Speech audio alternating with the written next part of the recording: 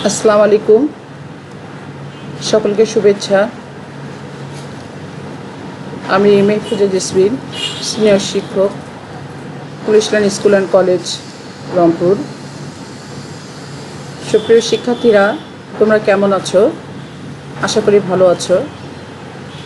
সকলেই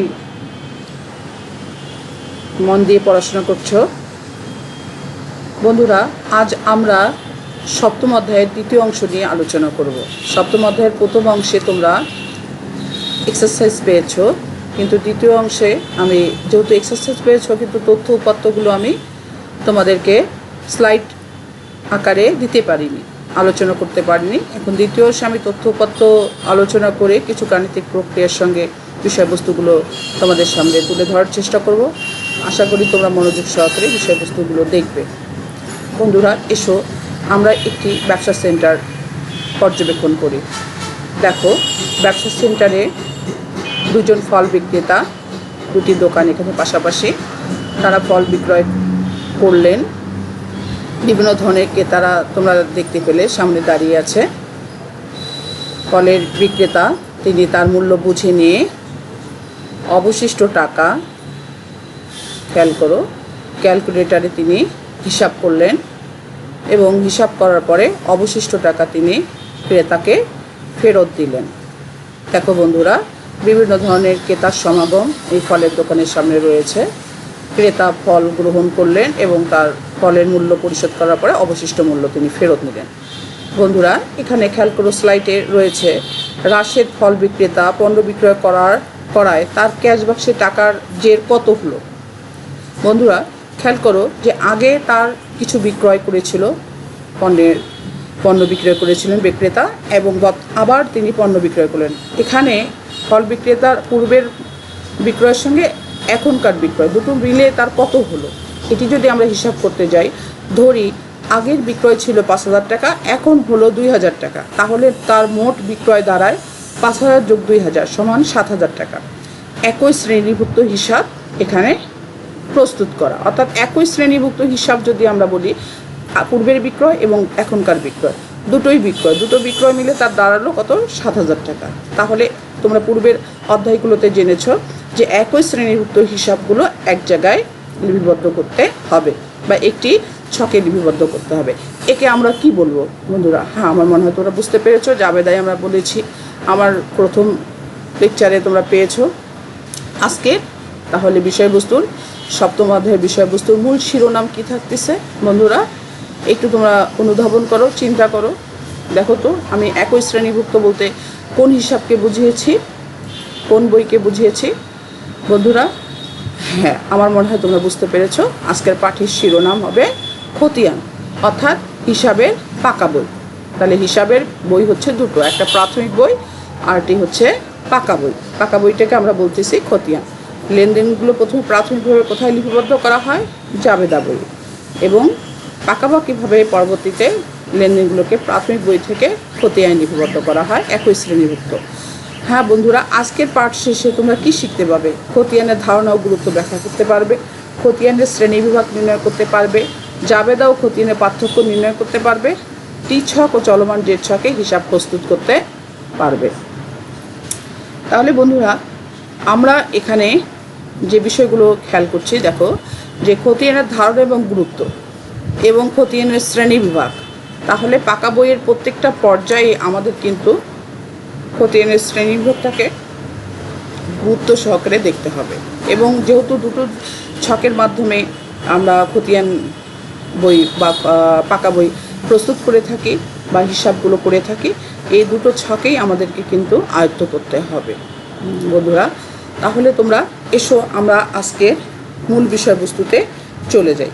এটি সপ্তম অধ্যায়, অর্থাৎ জাবেদায় পরেই এই অধ্যায়টি রয়েছে। জাবেদায় যে বিষয়গুলো তোমরা ভালো করে দেখেছো, সেই বিষয়বস্তুগুলোর এখানে বাস্তব প্রয়োগ কিছু তোমরা দেখতে পাবে। দেখো, খতিয়ানের ধারণা পাঠ্যপুস্তকে তোমাদের পৃষ্ঠা নাম্বার হচ্ছে তোমাদের 79 পৃষ্ঠায় রয়েছে। প্রতিষ্ঠানের বিভিন্ন শ্রেণীর হিসাব, যেমন সম্পদ, দায়, মালিকানা সত্ত্ব, আয়, ব্যয় ও লাভ ক্ষতির হিসাব সংরক্ষণ করা হয়। এসব হিসাবসমূহ এক কথায় খতিয়ান বলা হয়। একটি চলমান ব্যবসা প্রতিষ্ঠানে সম্পদ দায় ও মালিকানা সূত্রে সম্পর্কিত হিসাবসমূহের সাধারণ প্রারম্ভিক ডেবিট ও ক্রেডিট ডেট থাকে। নির্দিষ্ট সময়কালে সম্পন্ন লেনদেনসমূহ ফলাফল খতিয়ানে সংরক্ষিত হিসাবসমূহে যথাযথভাবে স্থানান্তর করা হয়। হিসাবকাল শেষে প্রতিটি হিসাবের একই শ্রেণীভুক্ত করা হচ্ছে। একই শ্রেণীভুক্ত আমি বিষয়গুলোকে করছি। তাহলে দেখো, এখানে আমি যেটা তোমাদেরকে বলতে চাচ্ছি যে খতিয়ানের নির্দিষ্ট কিছু অর্থাৎ লেনদেনসমূহকে ফলাফলের ভিত্তিতে তাদের কী করা হয়, খতিয়ানের সংশ্লিষ্ট হিসাবে স্থানান্তর করা হয় তাহলে, এবং উদ্বৃত্ত নির্ণয় করা হয়। তাহলে এ থেকে আমরা কি বলতে পারি যে খতিয়ানের বৈশিষ্ট্য কী? প্রতিটি হিসাবের শিরোনাম প্রদান করা হয়। খতিয়ানের প্রস্তুতে টি ছক বা চলমান জের ছক অনুসরণ করা হয়। প্রতিটি হিসাব পৃথক পৃথক জের বা উদ্বৃত্ত নির্ণয় করা হয়। খতিয়ান প্রস্তুতে জাবেদা সহায়ক বই স্বরূপ কাজ করে। খতিয়ানে লিপিবদ্ধ সময় জাবেদা পৃষ্ঠার নম্বর উল্লেখ করা হয়। খতিয়ান হতে প্রাপ্ত হিসাবের উদ্বৃত্ত দ্বারা রেওয়ামিল প্রস্তুত করা হয় এবং হিসাব সংরক্ষণ কার্যক্রমে গাণিতিক শুদ্ধতা যাচাই করা হয়। তাহলে দেখো, খতিয়ানের বিশেষ এই বৈশিষ্ট্য, এখানে খেয়াল করো 5টি বৈশিষ্ট্য রয়েছে। এই বৈশিষ্ট্যগুলো খতিয়ানের তৈরি প্রস্তুতকে আরও গুরুত্ববহ করে তোলে।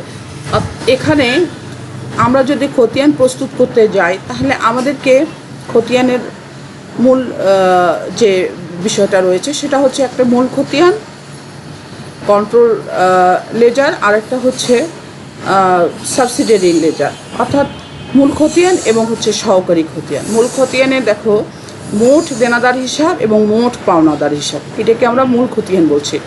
অর্থাৎ 4 জনের হিসাবটাকে যখন একসঙ্গে আমরা ধরো 50,000 টাকা লিখছি তখন এটাকে আমরা মোট দেনাদার বলবো। আর 4 জনের মোট পাওনাদার হিসাব ধরে নাও 80,000 টাকা, সেটি আমরা দেখছি। এটা আমরা মোট যখন দেখাবো একটি ছকের মধ্যে তখন এটা হবে মোট পাওনাদার হিসাব, অর্থাৎ মূল খতিয়ান। আর যখন প্রত্যেকের নামে এ 10,000, বি 10,000, এ ক 10,000, খ 10,000, গ 10,000, ঘ 10,000, তাহলে মোট হলো কত? 40,000। অনুরূপভাবে পাওনাদারও তাই। তাহলে খতিয়ানের গুরুত্ব কতটুকু আমি বৈশিষ্ট্য এবং খতিয়ানের ধারণায় তোমাদের সামনে তুলে ধরেছি বিষয়টি। এখন বন্ধুরা খেয়াল করো, লেনদেন সমূহ সুশৃঙ্খলভাবে সাজিয়ে লিখে রাখা হয় বিধায় হিসাব তথ্য ব্যবহারকারীগণ সহজেই তাদের প্রয়োজনীয় তথ্য খতিয়ান হতে পেতে পারে। অর্থাৎ ক্রয় হিসাব, বিক্রয় হিসাব, নগদান হিসাব, এখান থেকে সংশ্লিষ্ট নগদান, ক্রয় থেকে, বিক্রয় থেকে আমরা জানতে পারবো। খতিয়ান হতে ব্যবসায় আয়, ব্যয়, সম্পদ দায় ও মালিকানা সূত্রের পরিমাণ সম্পর্কে ধারণা লাভ করা সম্ভব। রেওয়ামিল প্রস্তুতের জন্য প্রয়োজনীয় উদ্বৃত্ত খতিয়ান হতে সংগ্রহ করা হয়, অর্থাৎ জেড নিয়ে আমরা রেওয়ামিল প্রস্তুত করি এবং গাণিতিক শুদ্ধতা যাচাই করি। এর মাধ্যমে হিসাবের গাণিতিক শুদ্ধতা যাচাই করা হয়। খতিয়ানের গুরুত্ব উপকারিতা প্রকাশের জন্য একটি কথাই প্রচলিত রয়েছে, খতিয়ান হিসাবের সকল বইয়ের রাজা। অর্থাৎ খতিয়ান ছাড়া আমরা হিসাবের বাস্তব যে তথ্য বা ব্যবসা প্রতিষ্ঠানের মূল যে চিত্র সেটি আমরা প্রকাশ করতে পারবো না। এই জন্য বলা হচ্ছে খতিয়ানকে হিসাবের রাজা বই বলা হচ্ছে। তো বন্ধুরা, বিষয়টা তোমরা পাঠ্যপুস্তকের আলোকে জানতে পারলে আশা করি এই বিষয়বস্তুটি তোমরা অনুধাবন করতে পেরেছো। এখন আমরা মূল বিষয়বস্তুতে, খতিয়ানের মূল বিষয়বস্তুতে চলে যাব। এখন তোমরা একটু খেয়াল করো যে আমরা খতিয়ান যদি গুরুত্ব এবং বৈশিষ্ট্যের আলোকে চিন্তা করি তাহলে রেওয়ামিল তো প্রস্তুত করা হয় খতিয়ানের উদ্বৃত্ত নিয়ে। তাহলে আমরা একটি ব্যবসা প্রতিষ্ঠানের ফলাফল যদি সঠিকভাবে জানতে চাই, জাবেদা বই না করলেও চলবে, কিন্তু খতিয়ান বইটা কিন্তু না করলে চলবে না। এই জন্য দেখো জাবেদা এবং খতিয়ানের মধ্যে পার্থক্য কী করা বলা হয়েছে, এখানে একটু খেয়াল করো তোমরা। এটি তোমাদের পাঠ্যপুস্তকের 81 পৃষ্ঠায় রয়েছে। জাবেদা ও খতিয়ান উভয় হিসাব চক্রের 2টি ধাপ। খতিয়ান জাবেদা অপেক্ষা অধিক গুরুত্বপূর্ণ এবং ব্যবহার উপযোগী। জাবেদা বই সংরক্ষণ ঐচ্ছিক হলেও খতিয়ান প্রস্তুত বাধ্যতামূলক। খতিয়ানের উদ্বৃত্ত হতে হিসাবের গাণিতিক শুদ্ধতা যাচাইয়ের পাশাপাশি ব্যবসার আর্থিক ফলাফল এবং আর্থিক অবস্থা নিরূপণ সহজ হয়। জাবেদা ও খতিয়ান প্রস্তুতে ব্যবহৃত ছকের মাঝে জাবেদা এবং খতিয়ান প্রস্তুতে ব্যবহৃত ছকের মাঝে যথেষ্ট অমিল রয়েছে। জাবেদায় শুধু লেনদেনগুলো ডেবিট এবং ক্রেডিট পক্ষ শনাক্তকরণ করা হয়। অপরদিকে খতিয়ানে প্রতিটি হিসাবের মোট ডেবিট এবং মোট ক্রেডিট পার্থক্যকরণের মাধ্যমে উদ্বৃত্ত নির্ণয় করা হয়। খতিয়ান সুষ্ঠু এবং নির্ভুলভাবে প্রস্তুতের জন্য জাবেদা সহায়ক বহিঃস্বরূপ কাজ করে। অর্থাৎ জাবেদায় যে বিষয়গুলোকে আমরা ডেবিট এবং লেনদেনগুলোকে ডেবিট ক্রেডিট নির্ণয় করি, সেগুলো পরবর্তী টাইমে আমরা একই শ্রেণীভুক্ত হিসেবের মধ্যে ফেলে আমরা সেগুলোর উদ্বৃত্ত নির্ণয়, সেই হিসাবগুলোর উদ্বৃত্ত নির্ণয় করি। দেখো একই শ্রেণীভুক্ত বলতে এখানে যেটা বুঝেছে, দেখো আমাদের সম্পদ হিসাবগুলো আমরা নগদানগুলোকে নগদান হিসাবে, আসবাবপত্রের হিসাবকে আসবাবপত্রে, অর্থাৎ চেয়ার টেবিল আলমারি, তারপরে তোমার অন্য অন্য ফার্নিচার যেগুলো অফিসে প্রয়োজন লাগে সেগুলোকে আমরা আসবাবপত্র হিসাবে দেখাই। দেনাদার হিসাব বাকিতে বিক্রয় হলে দেনাদার হিসেবে দেখাই। অগ্রিম খরচ প্রদান করলে অগ্রিম খরচ খাতে আমরা দেখাই। মজুদ পণ্য হলে মজুদ পণ্যের খাতে সমাপনী মজুদ পণ্যের খাতে এখানে লিখি।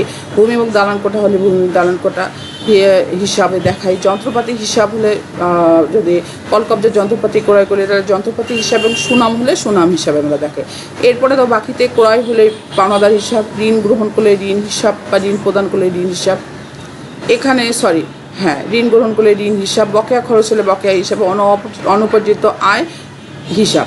তার মানে দায়ের মধ্যে এই হিসাবগুলো হয়, সম্পদের মধ্যে এই হিসাবগুলো হয়। মালিকানা সত্ত্বের মধ্যে কোন কোন হিসাব প্রস্তুত হয়, দেখো মূলধন হিসাব, উত্তোলন হিসাব, সাধারণ সঞ্চিতি হিসাব ইত্যাদি। আয়ের মধ্যে বিক্রয় হিসাব, প্রাপ্ত ভাড়া হিসাব, প্রাপ্ত কমিশন হিসাব, প্রাপ্ত বাট্টা হিসাব, শিক্ষানবিশ সালামি হিসাব ইত্যাদি।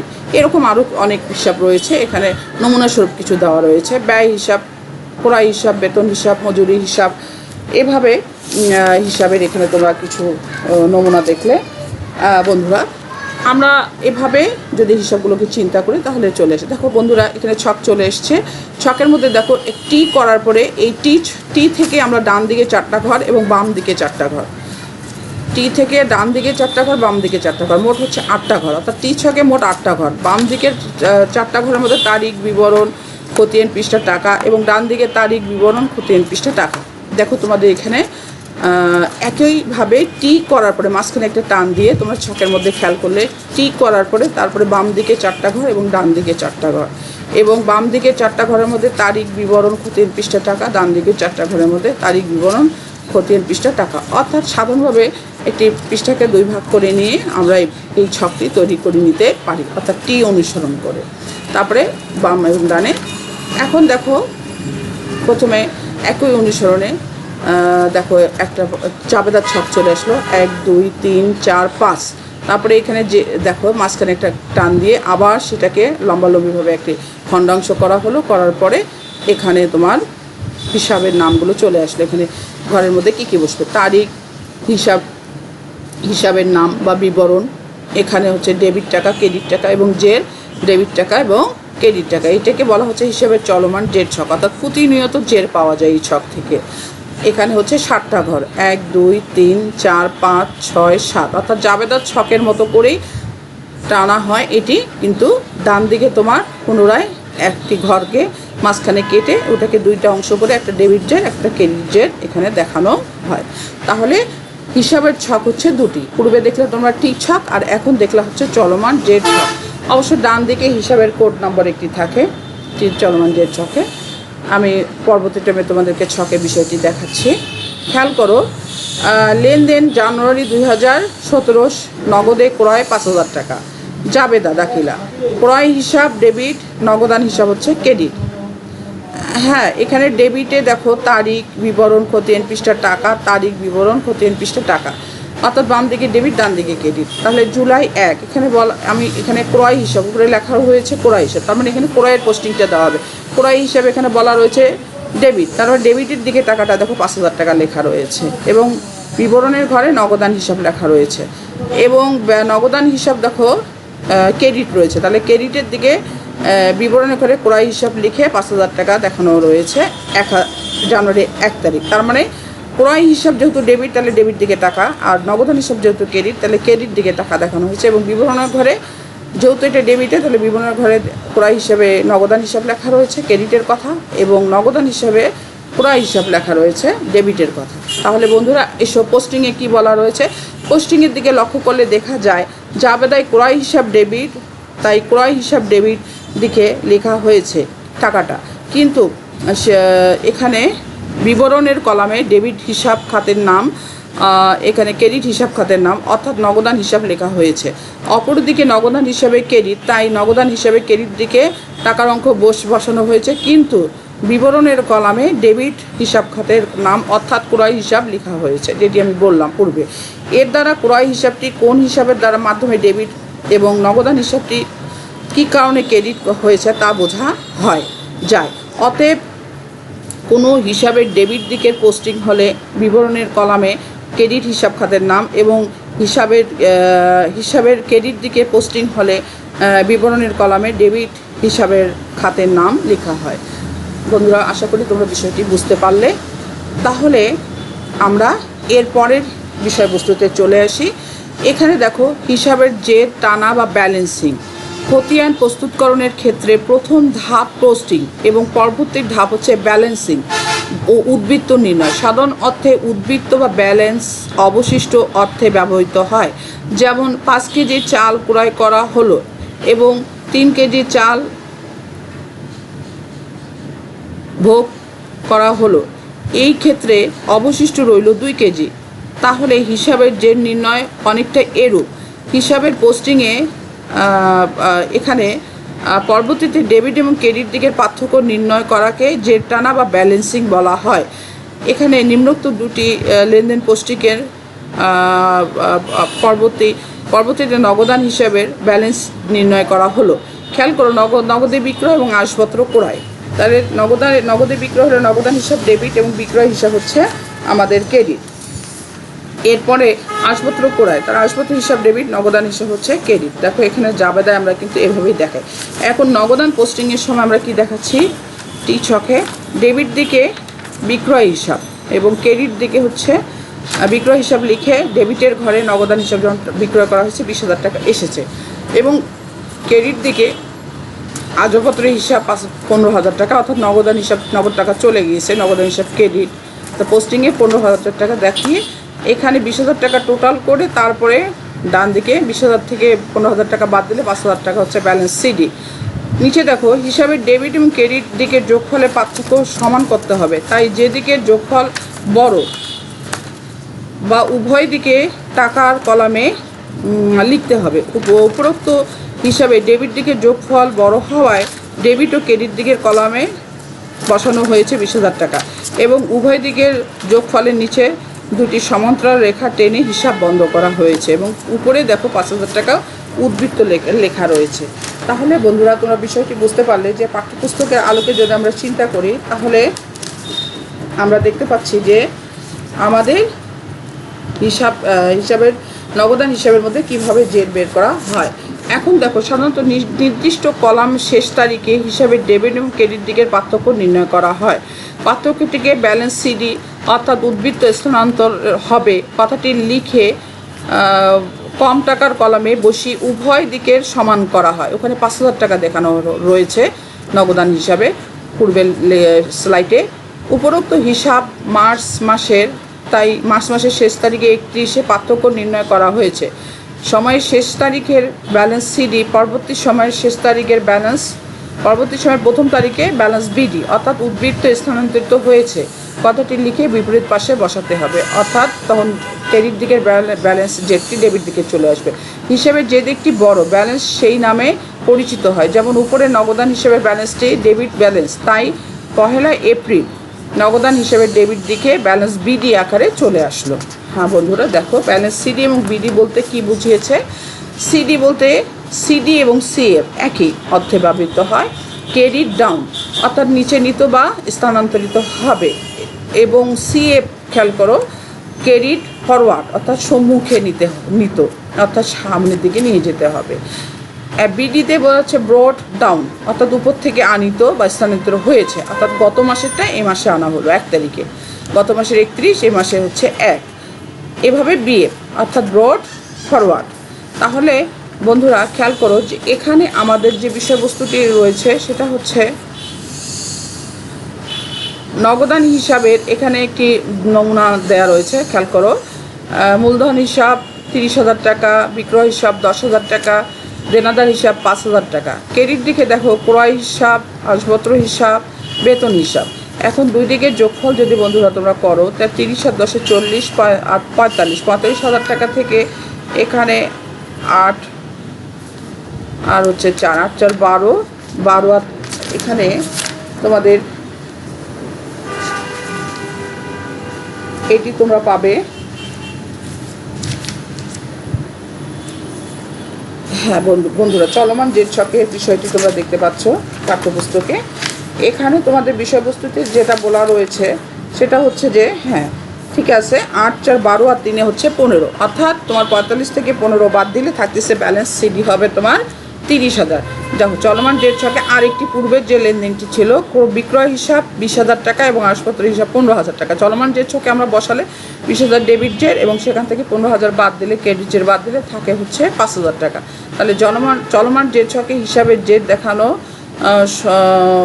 সময় এখানে বলা হচ্ছে যে যে কোনো সময়ে জানা যায়, হিসাবের যে কোনো সময় জানা যাচ্ছে। প্রতিটি পোস্টিং সঙ্গে সঙ্গে উদ্বৃত্ত বা ব্যালেন্স নির্ণয় করা হচ্ছে, কিন্তু অন্য টি ছকের ক্ষেত্রে তা করা হয় না, মাসের শেষে সেটি করা হয়।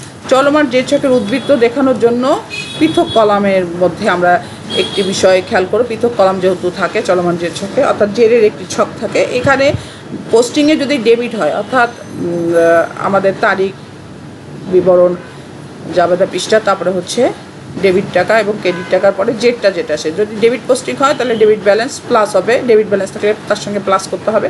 আর ক্রেডিট পোস্টিং হলে ডেবিট ব্যালেন্স থাকলে তার সঙ্গে মাইনাস হবে পূর্বের। অর্থাৎ ক্রেডিট পোস্টিং যদি হয় তাহলে ক্রেডিট ব্যালেন্সের সঙ্গে ক্রেডিট ব্যালেন্স থাকলে আমাদের প্লাস হবে, আর যদি ডেবিট পোস্টিং হয় তাহলে ক্রেডিট ব্যালেন্সের সঙ্গে মাইনাস হবে। অর্থাৎ পূর্বের পোস্টিংটি ক্রেডিট না ডেবিট এটা খেয়াল করে পরের পোস্টিংয়ের সঙ্গে এটি যোগ বিয়োগ করতে হবে। বন্ধুরা তোমরা খেয়াল করলে এই বিষয়বস্তুটি তোমাদের পাঠ্যপুস্তকে 84 পৃষ্ঠায় বলা রয়েছে। বন্ধুরা এখন খেয়াল করো, তোমাদের সামনে একটি কাজ আমি দিয়েছি, কাজটি রয়েছে তোমাদের 84 পৃষ্ঠায়। 84 পৃষ্ঠায় একটি কাজ রয়েছে, এখানে খেয়াল করো যে আমরা ব্যাংক হিসাব একটি তুলে দিয়েছি, বিক্রয় হিসাব এখানে রয়েছে, বিক্রয় হিসাব আবার রয়েছে 3 তারিখে বিক্রয় হিসাব, এরপরে ক্রয় হিসাব, উত্তোলন হিসাব, ভাড়া হিসাব। এখানে শুধু পোস্টিংগুলো দেখানো হয়েছে, ডেবিট পোস্টিংয়ে 2টো আছে, ক্রেডিট পোস্টিংয়ে 3টি রয়েছে। তাহলে 8,000 টাকা যদি তোমার প্রথম ডেবিট পোস্টিং হয় তাহলে ডেবিট জেলে যে 8,000 টাকা বসবে। পরের পোস্টিংয়ে আছে তোমার এখানে 6,000 টাকা, তাহলে পরের পোস্টিংয়ে যে তোমার ওখানে 6,000 টাকা বসছে, তাহলে 8 6 14,000 টাকা 3 তারিখে। এখন তোমার 8 তারিখে এসে ক্রয় হিসেবে পোস্টিংয়ে তোমার চলে যাচ্ছে 3,000 টাকা, তাহলে তোমার 14,000 থেকে 3,000 চলে গিয়ে থাকবে 11,000 টাকা ডেবিট পোস্টিংয়ে, এবং উত্তোলন হিসাব তো পরে তোমার 1,000 টাকা চলে যাচ্ছে, তাহলে তোমার থাকতেছে 10,000 টাকা। এরপরে তোমার ভাড়া হিসাব তোমার 2,000 টাকা চলে যাচ্ছে, তাহলে তোমার ডেবিট পোস্টিংয়ে 8,000 টাকা থাকতেছে। তাহলে হিসাবের সাধারণ বা স্বাভাবিক উদ্বৃত্ত কি হচ্ছে, সম্পদ সবসময় ডেবিট ব্যালেন্স হয়, দায় সবসময় ক্রেডিট ব্যালেন্স হয়, মালিকানা সত্ত্ব সবসময় ক্রেডিট ব্যালেন্স হয়, আয় সবসময় ক্রেডিট ব্যালেন্স হয়, ব্যয় সবসময় ক্রেডিট ব্যালেন্স হয়। তাহলে বন্ধুরা খেয়াল করো, এটি তোমরা পৃষ্ঠা নাম্বার 85-তে পাবে। 85 পৃষ্ঠায় বিষয়বস্তুটি তোমাদের উল্লেখ করা রয়েছে পাঠ্যপুস্তকে। আমি তোমাদের সামনে বিষয়বস্তুটি শুধু তাত্ত্বিক তথ্য অনুসারে বিষয়বস্তুটি তুলে ধরলাম। বন্ধুরা এখন খেয়াল করো, তোমাদের 85 পৃষ্ঠায় সাধারণ জাবেদা হতে খতিয়ান প্রস্তুতকরণে এখানে তোমাদের একটি বিষয়বস্তু বলা রয়েছে, সেটা হচ্ছে যে 2017 সালের মার্চ 1 তারিখে জনাব শাহিন নগদ 1 লক্ষ টাকা দিয়ে শাহিন ট্রেডার্স নামে ব্যবসা শুরু করেন। উক্ত মাসে তার ব্যবসার জন্য লেনদেনসমূহ ছিল নিম্নরূপ: আসবাবপত্র ক্রয়, পণ্য বাকিতে ক্রয়, পণ্য বিক্রয়, বহি ফেরত, পাওনাদারকে পরিশোধ, ব্যাংকে হিসাব খোলা হলো, পণ্য বিক্রয় এবং চেক প্রাপ্তি, শফিকের নিকট হতে চেক মারফত ক্রয়, কর্মচারীদের বেতন পরিশোধ ইত্যাদি। উপরোক্ত লেনদেনসমূহ সময়ে জাবেদা দাখিলা প্রদান করে খতিয়ান স্থানান্তর ও উদ্বৃত্ত নির্ণয় করো। আমরা সবগুলো খতিয়ান এবং উদ্বৃত্ত এখানে স্থানান্তর আমি দেখাবো না, আমি দুটো হিসাব তোমাদের সামনে বিষয়বস্তুটি তুলে ধরবো। বন্ধুরা একটু খেয়াল করো যে এটা ডেবিট ক্রেডিট, প্রত্যেকটা হিসাবের আগে ডেবিট ক্রেডিটটা কী বলা রয়েছে তোমরা তোমাদের পাঠ্যপুস্তক 85 পৃষ্ঠার সঙ্গে আমার স্লাইডটি মিল করবে, তাহলে তোমরা বিষয়টি বুঝতে পারবে আরও। হ্যাঁ বন্ধুরা এসো আমরা দেখি যে আসলে এখানে রয়েছে তোমাদের 1 2 3 4 5 6 7 8 9 এবং উপরে হেডলাইনে আছে 1টি। এখানে 10টি লেনদেন রয়েছে, অর্থাৎ 10টি টাকা 1 2 3 4 5 6 7 8 9 10, অর্থাৎ 10টি লেনদেন, 10টি টাকার অঙ্ক এখানে রয়েছে। আমরা যখন বিষয়বস্তুগুলোকে এখানে সাজাবো তাহলে আমাদের কি কি দাঁড়ায় একটু খেয়াল করো। এখানে ডেবিট ক্রেডিট বের করলে নগদান হিসাব একটি আসবে, মূলধন একটা হিসাব আসবে, কাগজপত্র হিসাব আসবে, ক্রয় হিসাব আসবে, বিভিন্ন পাওনাদার আসবে, বিক্রয় হিসাব আসবে, বই ফেরত আসবে, ব্যাংক হিসাব আসবে এবং বেতন হিসাব আসবে। বন্ধুরা, তোমাদের ডেবিট ক্রেডিটটি 85 পৃষ্ঠায় রয়েছে, তোমরা একটু দেখে নেবে। তোমরা ডেবিট ক্রেডিট যেহেতু নির্ণয় করতে পারো, আমি ডেবিট ক্রেডিটের দিকে আর চলে যাচ্ছি না, আমি সরাসরি তোমাদের হিসাবের ছকে, একই শ্রেণীভুক্ত হিসাবের ছকের মধ্যে চলে আসতেছি। এখান থেকে তোমাদেরকে আমি দুটো এখানে হিসাব তুলে ধরবো। এখানকার গুরুত্বপূর্ণ যে কোনো ব্যবসা প্রতিষ্ঠানের ক্ষেত্রে নগদান হিসাবটি একটি গুরুত্বপূর্ণ হিসাব এবং ব্যাংক হিসাব একটি গুরুত্বপূর্ণ হিসাব। তা বন্ধুরা, আমরা নগদান হিসাব এবং ব্যাংক হিসাব এই দুটো হিসাবের মাধ্যমে আমি তোমাদের সামনে এই জাবেদা থেকে কিভাবে খতিয়ান আমরা টি ছক এবং চলমান রেট ছকে উদ্বৃত্ত নির্ণয় করবো বিষয়টি তোমাদের সামনে স্লাইডে তুলে ধরবো। খেয়াল করো, চলে এসেছে টি ছকে নগদান হিসাব ডেবিট। দেখো, মূলধন হিসাব, নগদান হিসাব ডেবিট, মূলধন হিসাব ক্রেডিট, নগদান হিসাব ডেবিট, বিক্রয় হিসাব ক্রেডিট। তাহলে আমাদের 1 তারিখ এবং 5 তারিখে নগদ টাকা ডেবিট রয়েছে এবং টাকা এসেছে কারবারে, তাহলে আমাদের মোট হলো 1,25,000 টাকা। কিন্তু ক্রেডিট হয়েছে কী কী? আসবাবপত্র কেনার কারণে নগদ টাকা চলে গিয়েছে, নগদান হিসাব ক্রেডিট, পাওনাদারকে পরিশোধের কারণে নগদান হিসাব ক্রেডিট, ব্যাংকে টাকা জমা দেওয়ার কারণে নগদান হিসাব ক্রেডিট, বেতনকে পরিশোধ করার কারণে নগদান হিসাব ক্রেডিট। অর্থাৎ এখানে ক্রেডিট দিকে বিবরণের ঘরে যে হিসাবগুলো রয়েছে এগুলো ডেবিট এবং নগদান হিসাব ক্রেডিট টাকা অঙ্ক দিয়ে বোঝানো হয়েছে।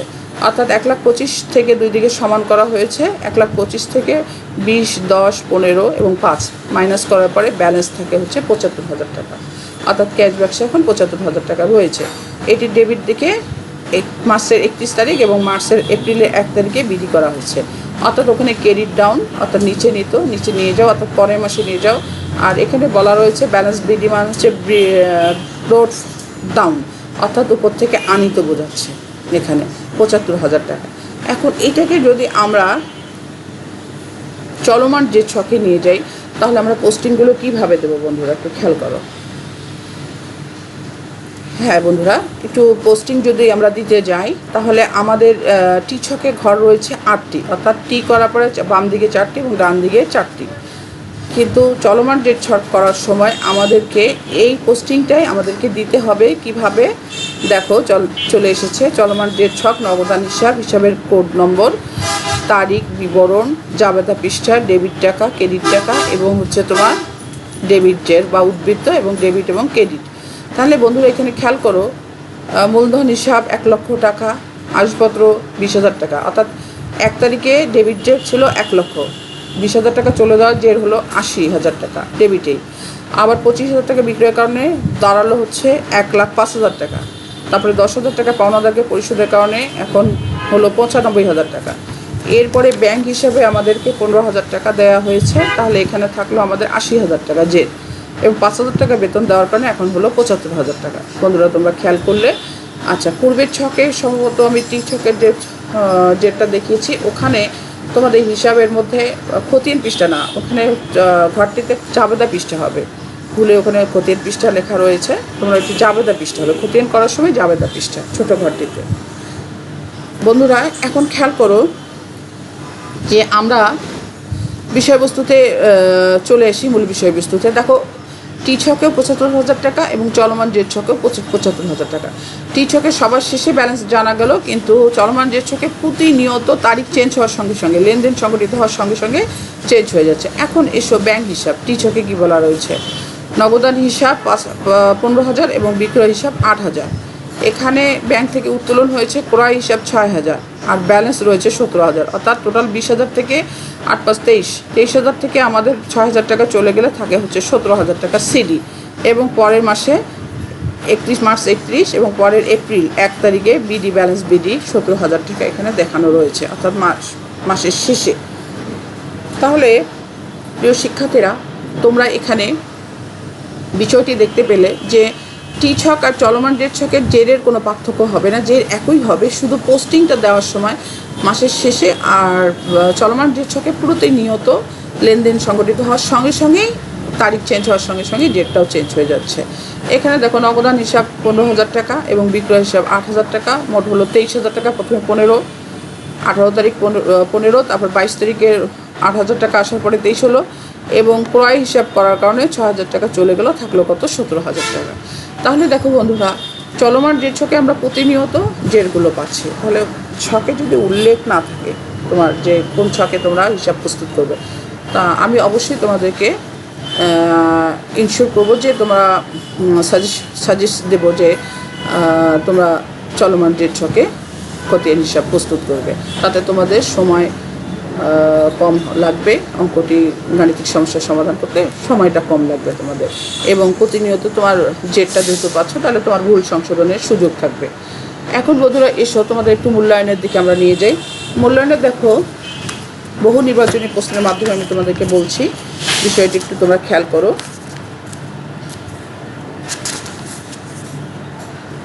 1 নম্বর প্রশ্নে এখানে বলা রয়েছে, একটি পৃষ্ঠা নাম্বার তোমাদের 99 পৃষ্ঠায় রয়েছে পাঠ্যপুস্তকে, কোনটি থেকে ব্যবসার মোট আয়, ব্যয়, সম্পদ এবং দায়ের পরিমাণ সম্পর্কে ধারণা পাওয়া যায়? এটি হচ্ছে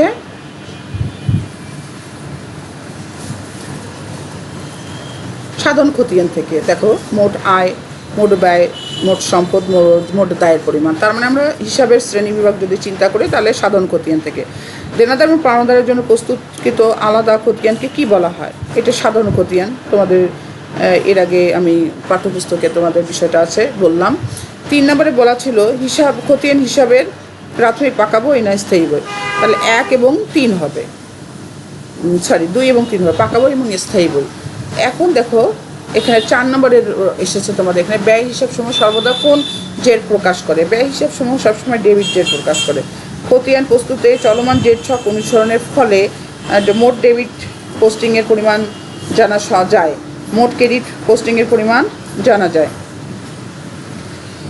আর প্রতিনিয়ত হিসাবে জের পাওয়া যায়। তাহলে এখানে আমরা যদি মোট ডেবিট পোস্টিংয়ের পরিমাণ, মোট ক্রেডিট পোস্টিংয়ের পরিমাণ বলতেছি, এখানে বলছে যে মোট ডেবিট পোস্টিংয়ের পরিমাণ জানা যায়, মোট ক্রেডিট পোস্টিংয়ের পরিমাণ জানা যায়, এবং হচ্ছে তোমার প্রতিনিয়ত হিসাবের জের পাওয়া যায়। তাহলে আমাদের কোনটি হবে?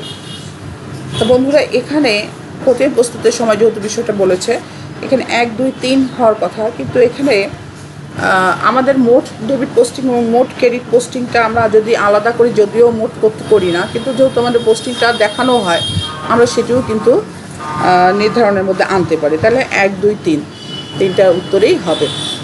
বন্ধুরা এসো আমরা একটু খেয়াল করি যে জনাব রশিদ একজন পাইকারি ব্যবসায়ী, তার হচ্ছে লেনদেনগুলো 2018 সালের। এখানে দুটো দেওয়া আছে, অক্টোবর 1 এবং অক্টোবর 5। এখানে বিক্রয় জাবেদা এবং খতিয়ান, সহকারী খতিয়ান চলমান ডেট ছকে প্রস্তুত করতে বলা রয়েছে, এবং কতে বলা রয়েছে কাবেরী বাট্টা নির্ণয় করো। তোমরা এটি বাসায় নির্ধারিত কাজ হিসেবে করবে এবং পাঠ্যপুস্তকের সঙ্গে মিলাবে। হ্যাঁ বন্ধুরা, একটু খেয়াল করো যে আমরা লেকচারের শেষের দিকে এসেছি। প্রতি লেকচারের শেষেই আমি তোমাদেরকে কিছু বলার চেষ্টা করি। নিজের ভুল সংশোধন করার সহজ উপায় হচ্ছে, যদি তুমি চিন্তা করো, এটি শুধু আমার কথা না, এটি আমাদের মনীষী, জ্ঞানী, গুণী ব্যক্তি যারা সবাই বলেছেন, আমাদের প্রিয় নবী হজরত মুহাম্মদ মুস্তাফা সাল্লাল্লাহু আলাইহি ওয়াসাল্লামও বলেছেন, তোমাকে প্রথমে মিথ্যা কথা বলা পরিহার করতে হবে। আমরা যদি মিথ্যা কথা বলা পরিহার করতে পারি, তাহলে আমরা জীবনের যে কোনো কঠিন কাজ এবং কঠিন বাস্তবতাকে মোকাবিলা করতে পারবো। সকলকে আবারও শুভেচ্ছা এবং ভালো